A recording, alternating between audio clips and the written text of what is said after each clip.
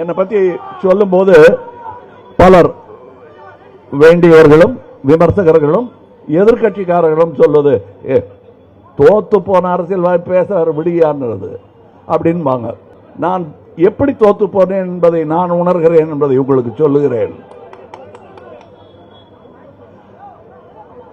நான் 20 வருடத்துக்கு குறைந்தபட்சம் 20 வருடங்களுக்கு முன்பாக அரசியலுக்கு வந்திருக்க வேண்டும்.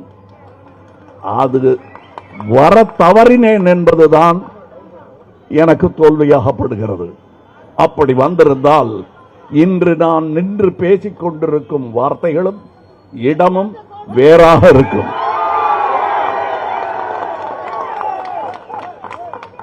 நான் இப்பொழுது பேசுவது எனக்கு வாக்கு அளிக்காதவர்களுக்காக பேசுகிறேன் என்று நினைக்க வேண்டாம். அவர்களும் என் மக்கள்தான், அவர்களும் என் உறவுதான். வாக்கு அளித்தவர்கள் போக இந்த டெமோக்ரசி என்பது பாக்கி 49% கவனிக்காமல் விடுவதல்ல. அவர்களும் இருக்கிறார்கள் என்பதை நினைவில் கொள்ள வேண்டும். அதுதான் டெமோக்ரசி. சோ உங்களுக்கு அவங்களுக்கு இருக்கிறது 2% வித்தியாசம் தான். தம்பி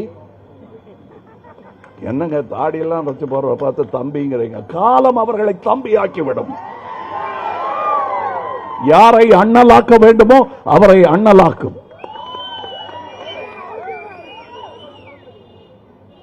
எங்களுடைய பணி, நம்முடைய பணி கடைசி ஒரு வாக்காளன் இருக்கும் வரையில் தொடரும். எப்படிங்க இப்படி சொல்றீங்க? நல்ல வார்த்தையா சொல்லுங்க. நல்ல நாளும் அதுவுமான்னு வைங்க. எங்களுக்கு மக்களுக்காக பணி செய்யும் எல்லா நாளுமே நல்ல நாள் தான். அதுக்காக தனி நல்ல நாள் பார்த்து காத்துக்கிட்டு இருக்க மாட்டோம்.